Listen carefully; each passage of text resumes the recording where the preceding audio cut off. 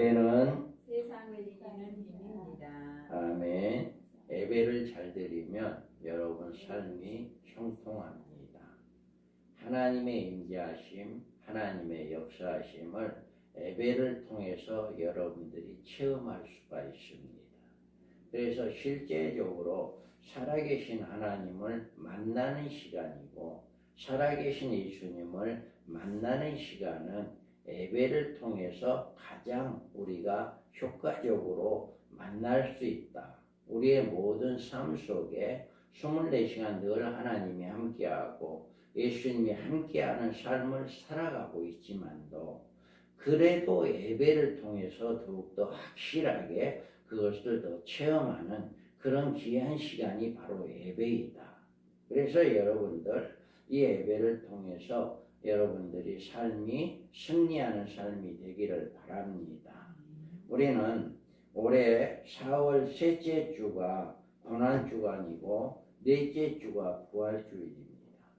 해마다 우리는 고난주간과 부활주일을 주간을 맞이하여 예수님의 예루살렘의 일상과 십자가에 이르는 사건들과 부활의 사건은 우리가 잘 알고 있는 이야기이기 때문에 이 사건을 주는 메시지가 어떤 것인가 하는 것을 잘 깨닫지를 못해도 우리는 고난주간이구나, 부활주간이구나 이거는 알고 있단 말이에요. 그래서 우리가 이 고난주간이 무엇이고 부활주간이 무엇이다라고 하는 것을 우리가 확실히 알아야 한다. 우리는 이 본문의 내용을 보면 이들은 예수님이 왜 예루살렘에 오고 있는가를 몰라요. 왜 나귀를 타셨는가를 몰라요. 그냥 자기들의 어떤 이야기를 자기들의 어떤 삶에 회복하기를 원한 것이었다. 우리가 예수님이 예루살렘에 입성하실 때 많은 유대인들은 이제는 구원의 날이 이르렀다고 생각했습니다. 이제 그들은 왕이요 구원자가 될 사람, 새로운 왕국을 건설하기에 들어오고 있었다고 생각을 하였습니다. 그래서 그들은 그분이 타고 오는 작은 나귀에 대해서 크게 신경도 안 썼습니다. 이제 로마인들의 씌워진 멍에를 벗어버리고 새로운 하나님의 왕국이 이 땅에 세워질 것을 생각하고 마침내 이스라엘 나라가 재건될 것을 믿었습니다. 그리고 그들이 오랫동안 기다리고 꿈꾸던 일이 이루어진다고 생각할 때 그들의 마음은 흥분과 기대로 채워지고 있었습니다. 메시아가 그들 가운데 나타났고 그러나 그들이 몰랐던 것은 그 나라는 영적인 나라이지 이 땅의 나라가 아니었다는 사실을 그들은 몰랐어요. 그래서 여러분들이 매 해마다 고난주간이 오고 이제 부활주간이 온다 할지라도 진정한 하나님의 뜻, 진정한 주님의 뜻을 깨닫는 여러분들이 되어야 해요. 오늘 여기에서 보면 예루살렘에 입성하신 예수님을 찬양하다. 예수님께서 이 말씀을 하시고 예루살렘을 향하여 앞서서 가시더라. 아멘. 예수님께 예루살렘에 입성한 그날은 유대인들이 해방 기념일인 유월절이었기 때문에 예루살렘에 몰려온 유대인들이 많이 붐비고 있었어요. 많은 20세 이상의 모든 남자들은 이렇게 절기에 예루살렘에 모여서 하나님께 예배를 하게끔 돼 있었어요. 그래서 어떤 기록에 의하면 그 해에 6월절에 들어진 양이 25만 6,500마리다. 이런 기록이 있다고 해요. 그러면 양 한 마리가 한 마리당 10명, 한 가족당 한 마리씩 드리게 되어 있었고 10명에 한 마리 정도 이렇게 된다면 약 25만 명이 몰려 있었다라고 하는 것을 볼 수 있었어요. 그러니까 그 예루살렘에 그렇게 많은 한 25만 명의 사람들이 모여 있었던 그때의 그 광경이었다. 이렇게 어떤 이제 책에서는 그렇게 이야기를 하고 있습니다.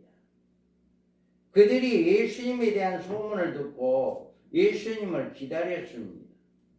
그리고 예수님의 행렬이 가까이 다가올수록 군중의 숫자는 더 많이 늘어났어요. 그러니까 예수님의 제자들은 이제 예수님이 행하신 그 능력 때문에 아주 고무돼, 아주 이제 심취해 있었어요. 이제 의기양양해 있었어요. 그래서 더욱더 찬양하고 더욱더 하나님께 영광 돌리는 그런 삶을 살았습니다. 예수님께서는 이미 감난산의 내리막길에 가까이 오심에 제자의 온 무리가 자기들이 본 바 모든 능한 일로 인하여 기뻐하며 큰 소리로 하나님을 찬양하여 이르되 찬송하리로다 주의 이름으로 오시는 왕이여 하늘에는 평화요 가장 높은 곳에는 영광이로다 하니. 아멘.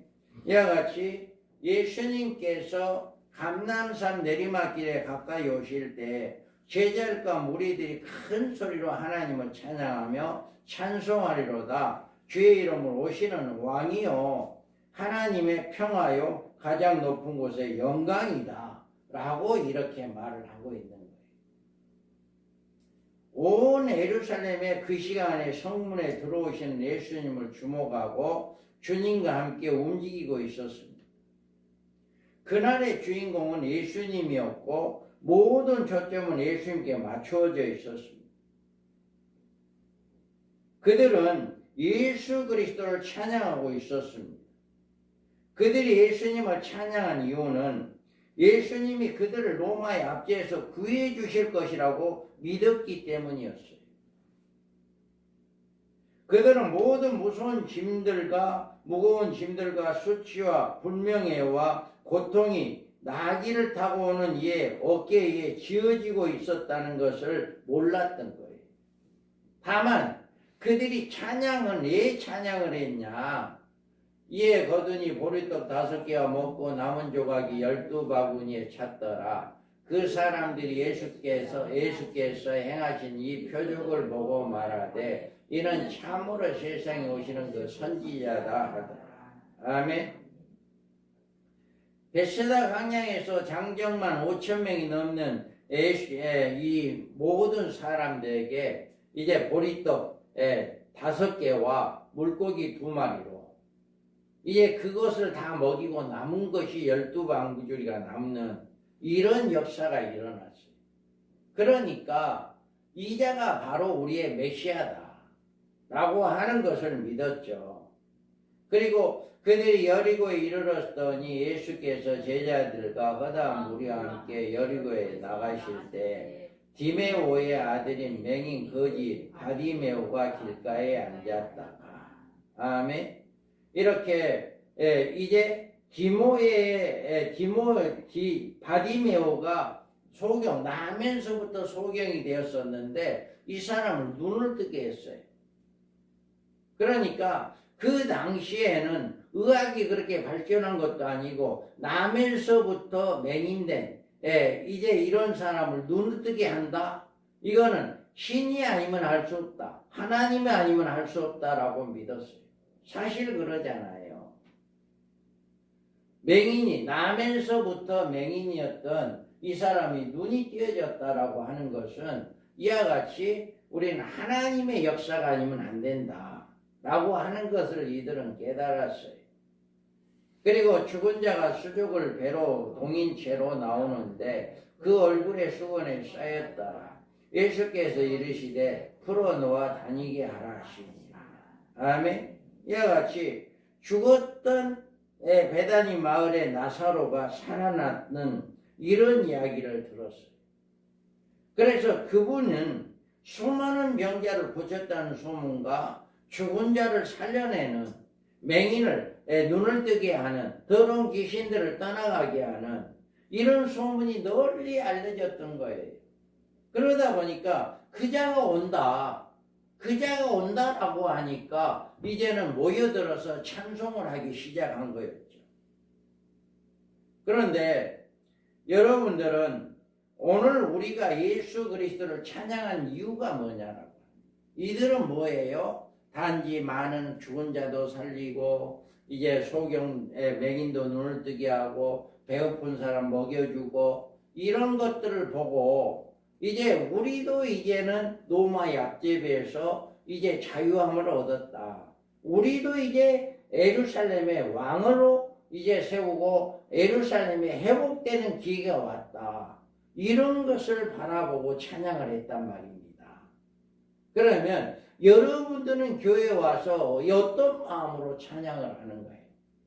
어떤 마음으로 찬송을 하는가? 라고 하는 것을 우리가 살펴볼 수가 있습니다.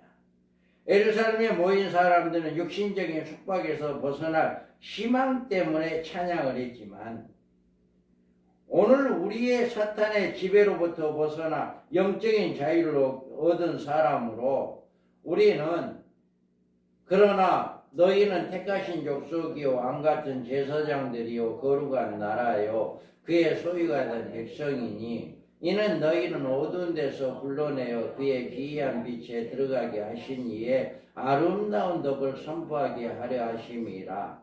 너희가 전에는 백성이 아니더니 이제는 하나님의 백성이요 전에는 국류를 얻지 못하니 이제는 국류를 얻은 자니라.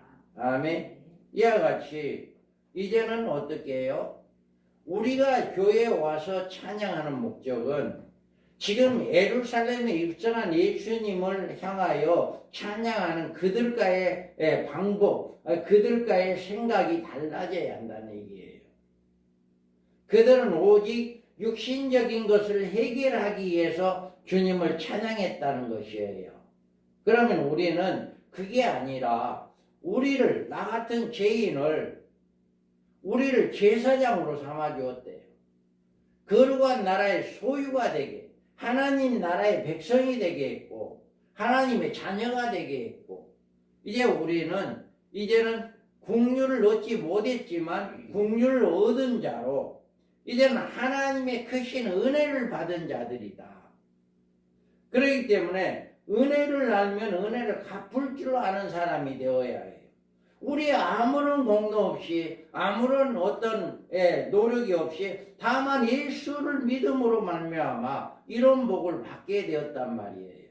그러니까 우리는 교회에 나와서 우리를 이렇게 하나님의 자녀가 되게 해주시고 하나님 나라를 상속을 받게 해주시고 하나님의 아들이 되게 해주신 그 은혜와 사랑을 우리는 감사해서 늘 교회에 나올 때마다 하나님을 찬양하며 하나님께 높여드리는 이런 예배자가 되어야 한다. 이제는 방법이 바꿔져야 해요. 교회 안에도 이렇게 지금 예루살렘에 입성하고 있는 예수님을 바라보고 찬양하는 그런 무리들과 똑같은 사람도 있어요. 그런데 그것은 육적을 위한 거예요. 그러다 보니까 그들이 원하는 대로 되지 않으니까 십자가에 못 박으라 십자가에 못 박으라라고 오히려 반대로 이제는 그들의 마음이 바꿔지는 것을 우리가 볼 수 있었잖아요.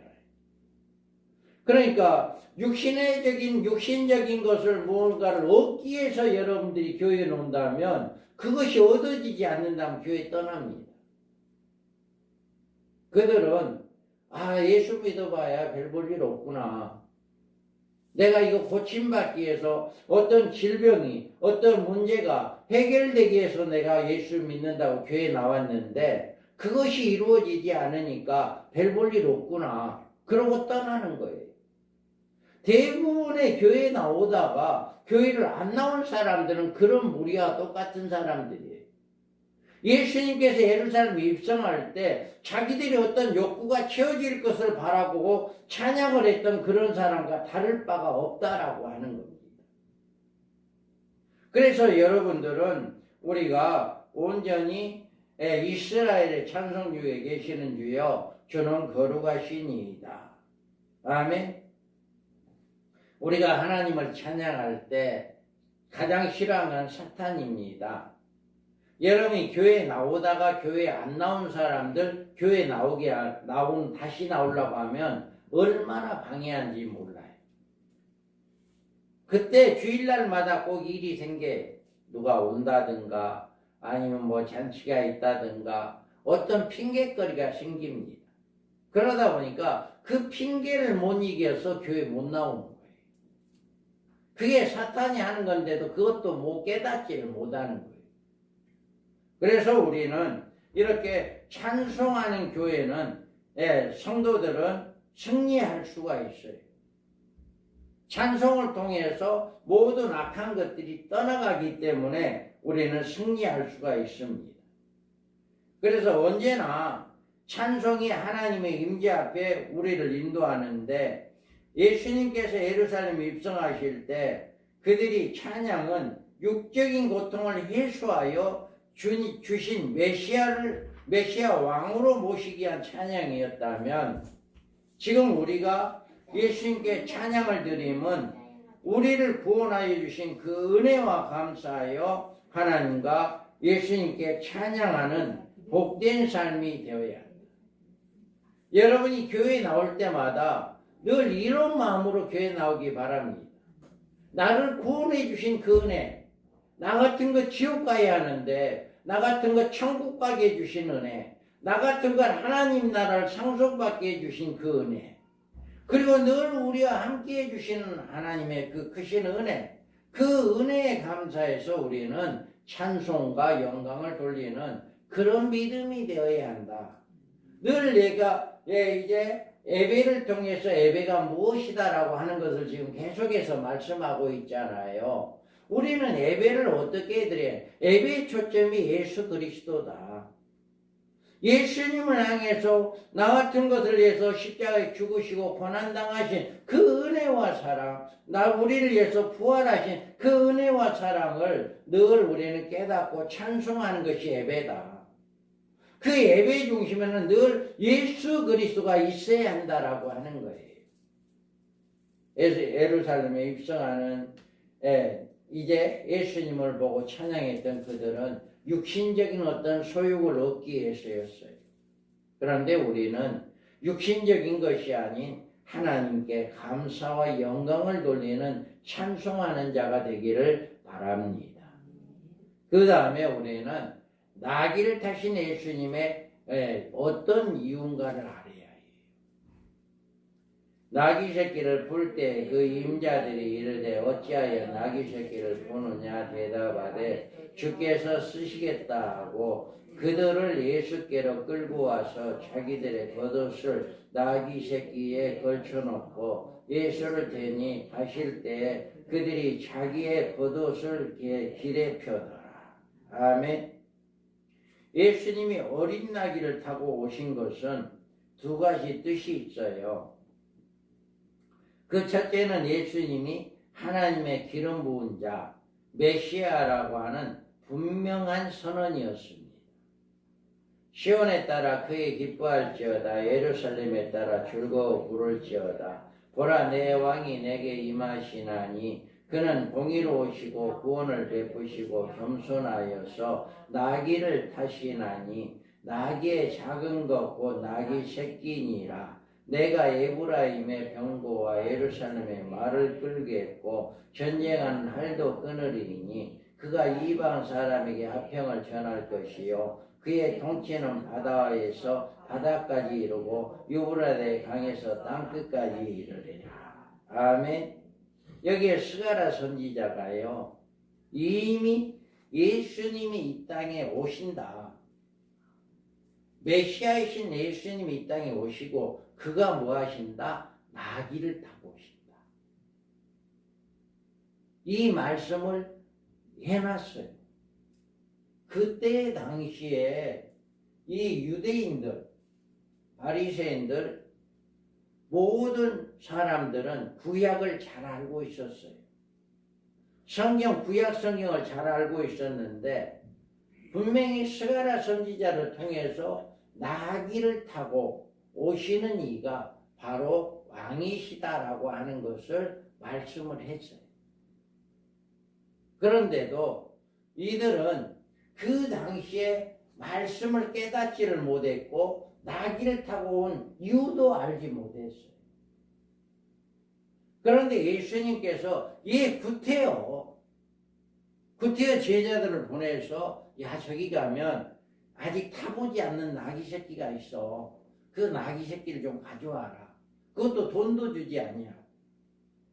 야 누가 그걸 푸느냐 라고 이야기하면 주께서 쓰시겠다고 좀 해라.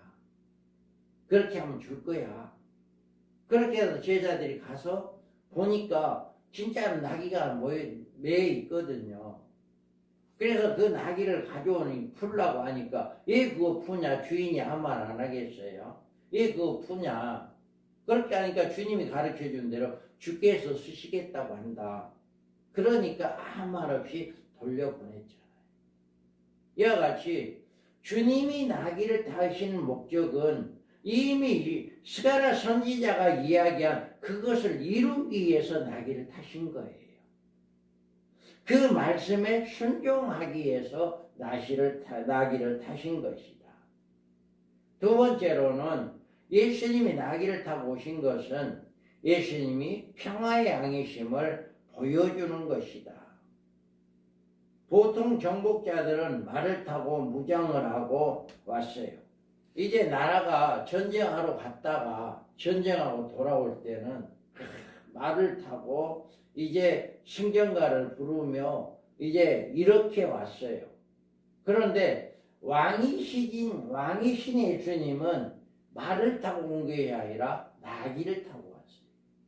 그만큼 왕이신 예수님이 겸손하신 분이다. 평화를 상징하는 것이다. 라고 하는 것을 이야기하고 있습니다. 나귀 새끼는 겸손과 순결을 상징합니다. 예수님은 어린 나귀를 타고 예루살렘에 입성하셨어요. 그런데 이때 예수님의 태도는 평소와는 다른 태도였어요. 이제는 예수님은 사람을 주목받는 것을 좋아하지 않았는데 예수님께서는 이제부터는 나타나기 위해서 내가 바로 나귀를 타고 오는 바로 그다. 너네들이 생각하고 있는 바로 그다. 평화의 왕이다라고 하는 것을 보여주었다라고 하는 거예요. 그래서 예수님께서는 그러므로 예수께서 그들이 와서 자기를 억지로 붙들어 임금을 삼으려고 산으로 오는 줄 아시고 혼자 산으로 떠나가시니라. 다음에 지금 그 전까지는 예수님이 기적을 행하고 이런 일을 하니까 이 자가 우리 왕이 되라 한다. 그럼 왕으로 세우려고 하니까 이때는 다 몰래 빠져나갔어요. 또 시몬 베드로가 대답하여 이르되 주는 그리스도시요 살아계신 하나님의 아들이시니이다. 이렇게 이야기했을 때도 이거 다른 사람한테 이야기하지 말아라. 이렇게 자기가 그리스도인 것을 무리에게 이르지 말라고 이야기했어요. 그런데 이제는 예수님 당당하게 예루살렘을 입성하고 있고 당당하게 나귀를 타고 오는 거예요. 이것은 바로 이제 주님이 이제 메시아이심을 인류의 구원자이심을 나타내기 위한 것입니다. 그래서 예수님께서 나귀를 타신 이유는 하나님의 말씀을 이루시고 이 땅에 겸손하신 평화의 왕이심을 보여주신 것입니다. 우리는 이 많은 유대인들이 찬송을 하고 많은 한호를 했지만도 진정한 하나님의 뜻을 알지 못했다는 거예요. 그래서 우리는 이 예배를 통해서 무엇을 알아가는 건가요? 예배는 하나님의 뜻을 알아가는 겁니다. 여러분이 하나님의 말씀을 듣고 하나님 이 말씀이 이런 하나님의 뜻이 있었네요. 그리고 그 뜻을 아는 사람들은 어떻게 해야 해요? 그 뜻대로 우리가 순종하는 겁니다. 예배라고 하는 것은 바로 이거예요. 하나님의 깊은 뜻을 깨닫고 그 말씀에 순종하며 그 말씀대로 따라가는 것이 바로 예배자다. 이와 같이 우리가 이 나귀를 타고 오신 예수님이 무엇을 뜻하는가 라고 하는 것을 깨닫는, 그래서 우리가 이와 같이 겸손하신 예수 그리스도를 본받는 복된 삶이 되기를 바랍니다. 그 다음에는 우리가 예수님께서 예루살렘에 입성한 이유가 있어요.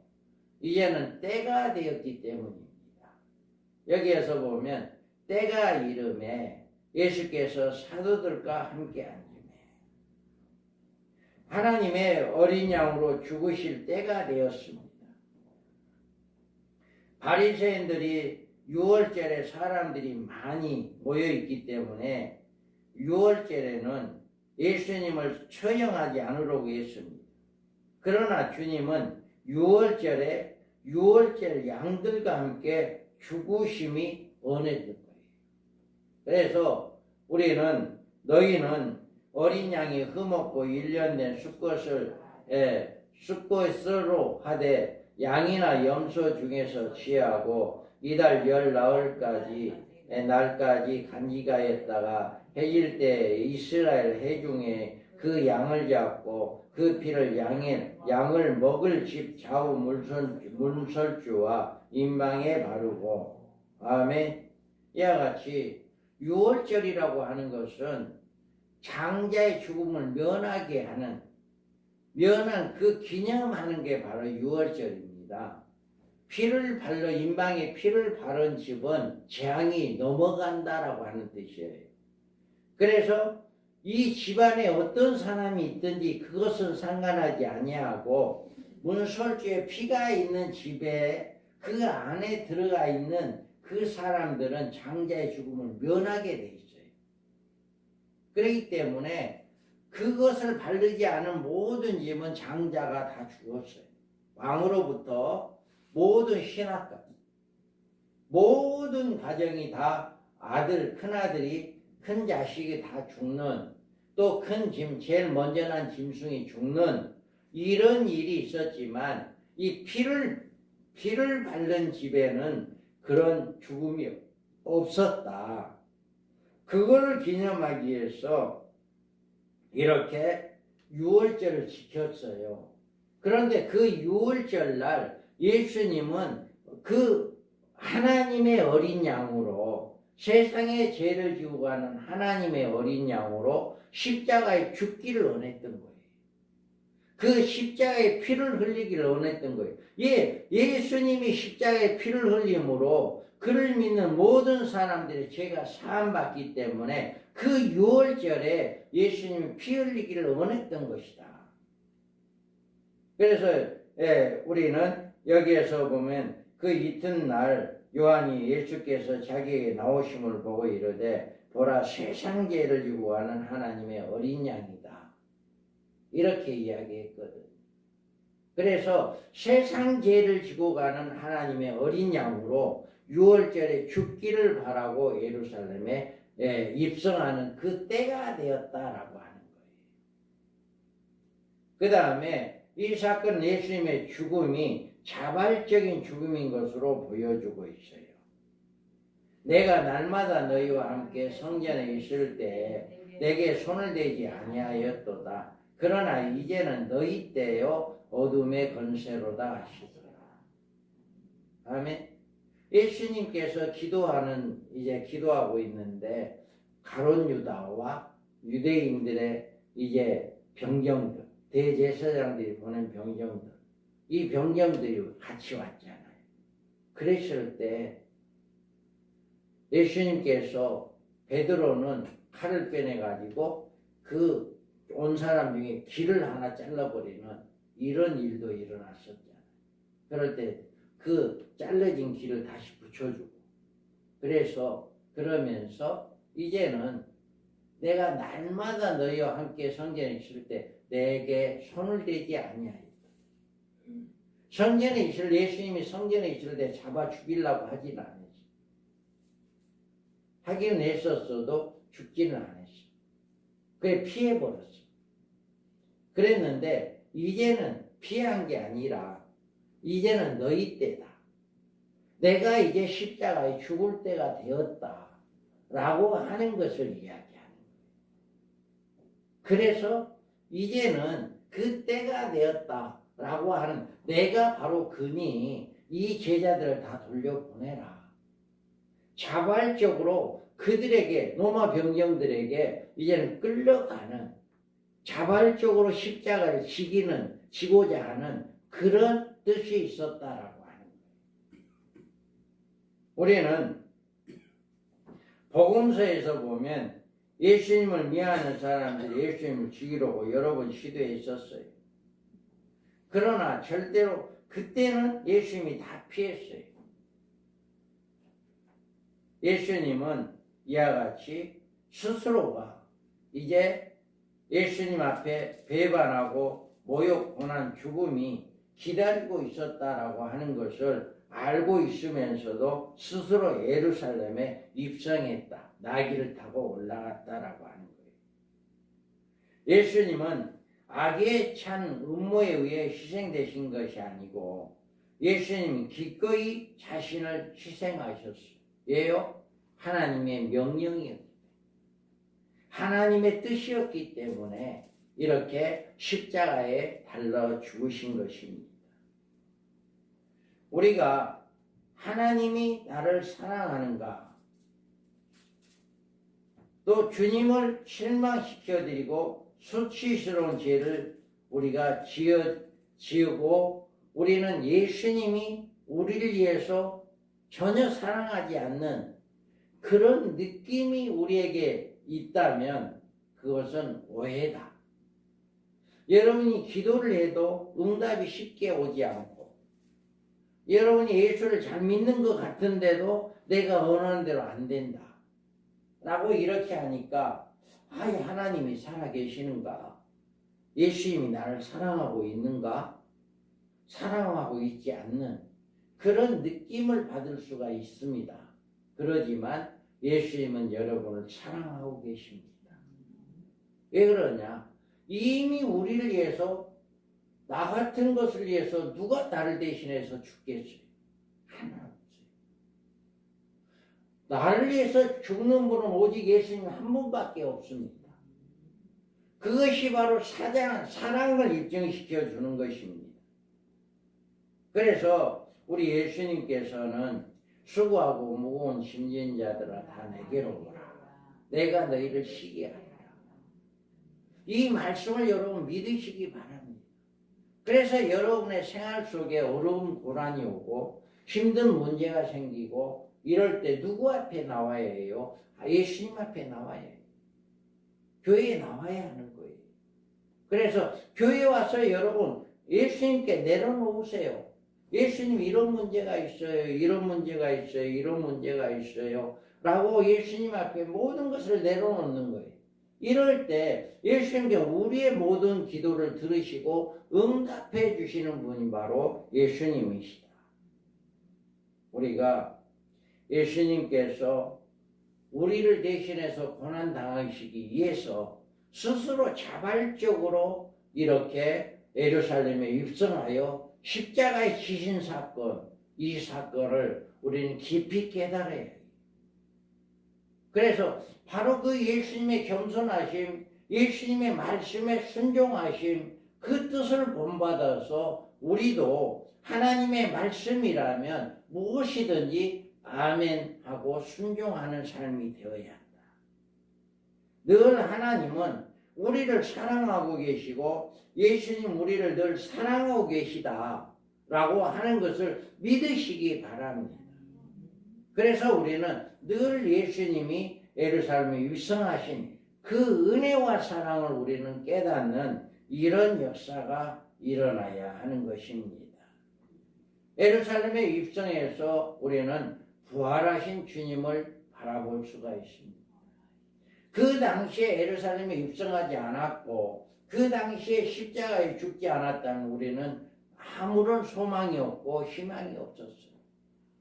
그런데 그때가 되어서 예수님께서 나귀를 타고 예루살렘 입성하여 십자가에 죽으심으로 말미암아 또 죽으시고 죽는 것으로 끝났다면 또 우리는 소망이 없어요. 이 세상의 많은 신들은 죽은 거예요. 아무런 숨도 새지 못하고 냄새도 맡지 못하고 걸어다니지도 못하고 모든 것들 아무것도 할 수 없는 것들이 죽은 신들이에요. 그러지만 우리 예수님은 죽고 난 다음에 부활하신 분이 예수님이십니다. 그래서 우리는 예수를 믿는 거예요. 그래서 이르시되 인자야 죄인의 손에 넘겨져 십자가에 못 박히고 제3일에 다시 살아나야 하리라 하셨느니라 한데 그들이 예수의 말씀을 기억하고 아멘. 우리 예수님께서는 분명히 이야기했어요. 십자가에 못 박히고 3일에 다시 살아나야 한다. 이 말씀대로 부활하신 주님이에요. 주님이 우리에게 부활의 능력을 주시고 주님이 우리에게 마음의 평안을 주시고 이제는 우리가 할 일은 주님을 바라보는 것이다. 부활하신 그 주님의 예배에 초점을 맞추는 것이 예배의 삶이다. 그래서 믿음의 주여 또 온전하게 하시는 이인 예수를 바라보자. 그는 그 앞에 있는 기쁨을 위하여 십자가를 참으사 부끄러움을 개치 아니하시더니 하나님 보좌 우편에 앉으셨느니라. 아멘. 이와 같이 이 예배의 초점은 예수다.